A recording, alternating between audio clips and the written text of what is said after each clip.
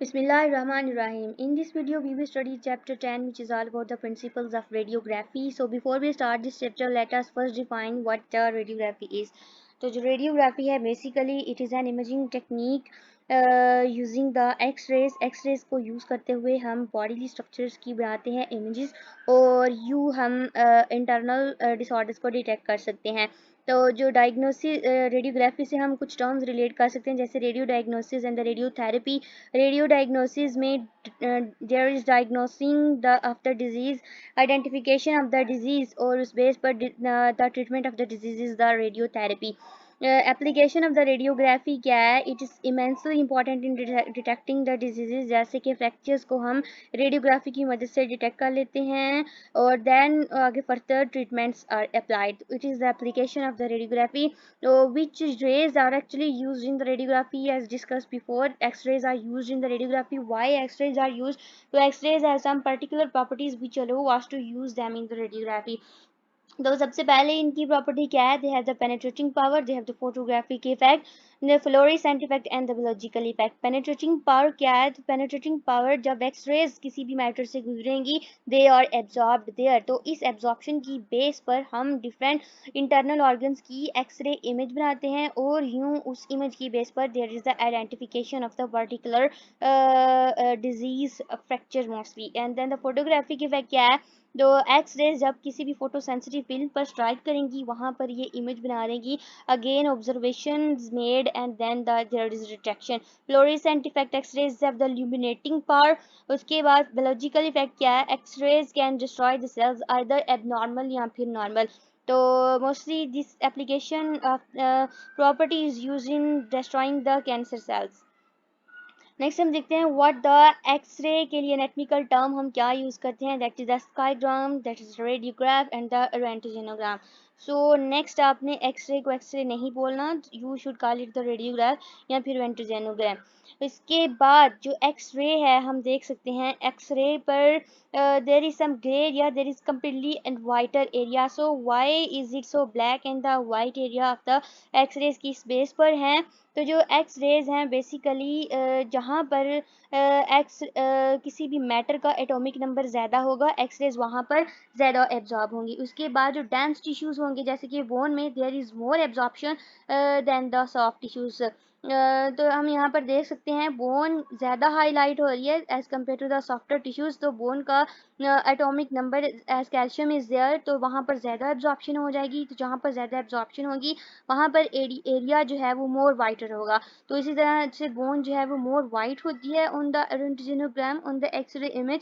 And soft tissues जहाँ जो कि ऐसे एरियाज है जहाँ पर एक्सरे इमेज एब्जॉर्ब नहीं हो रही, they are blacker, they are greyish. So that was all the points describing the whiteness and the blackness of the of the X rays. Radiographic procedures हम एक्सरेज को यूज़ करते हैं, लेकिन डिफरेंट तरीक़ों से यूज़ करते हुए हमारे पास different procedures for the radiography are there. जैसे फ्लोरोस्कोपी, फ्लोरोस्कोपी में हम इंटरनल बॉडी पार्ट्स की विजुअलाइजेशन करते हैं यूजिंग द एक्सरेज. जिस तरह हमारे पास plain radiography is there and the contrast radiography.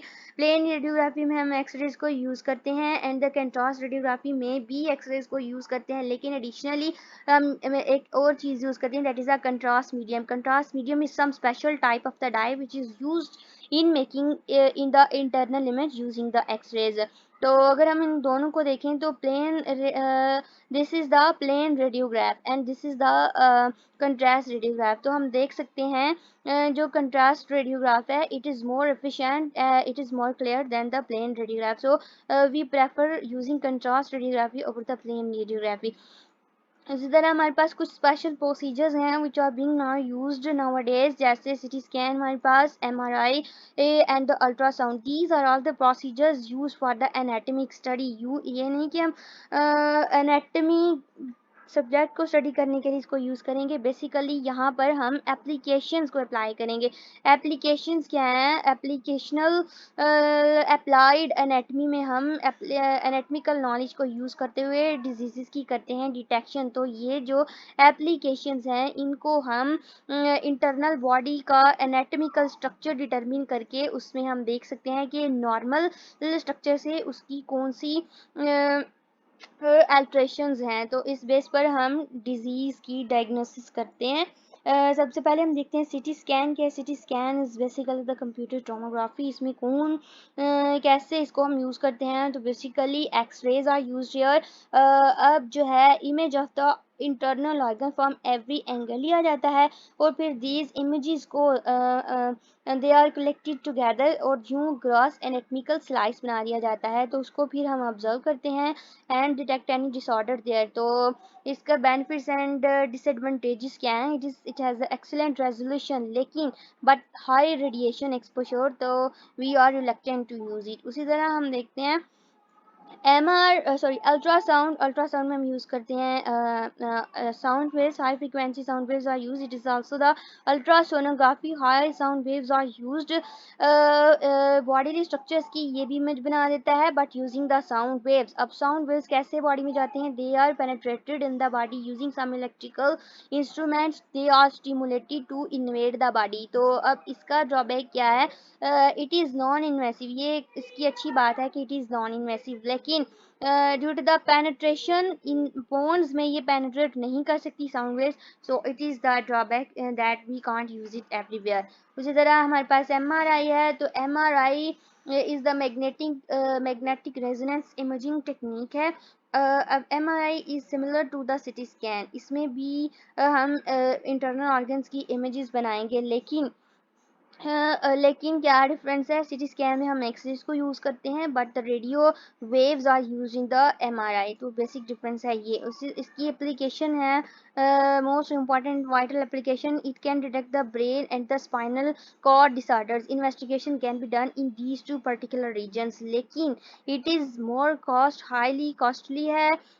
It also requires more time to be completed। So claustrophobia mostly patients में देखने को मिलता है। क्लास्ट्रोफोबिया ऐसा फेयर है कि एक पेशेंट एक रिस्पेक्टिव लिमिटेड स्पेस पर एक टाइम पर नहीं रह सकता। ही फेयर्स, वो लिमिटेड स्पेस पर नहीं रह सकता। This is called the claustrophobia. तो this is the drawback of the MRI. उसके अलावा हमारे पास एक और एप्लीकेशन है, that is the CT scan is also faster than the MRI। तो इमरजेंसी सिचुएशंस में एक डॉक्टर जो होगा he prefers CT scan over the MRI। फिर हमारे पास PET पॉजिट्रॉन इमिशन टोमोग्राफी है।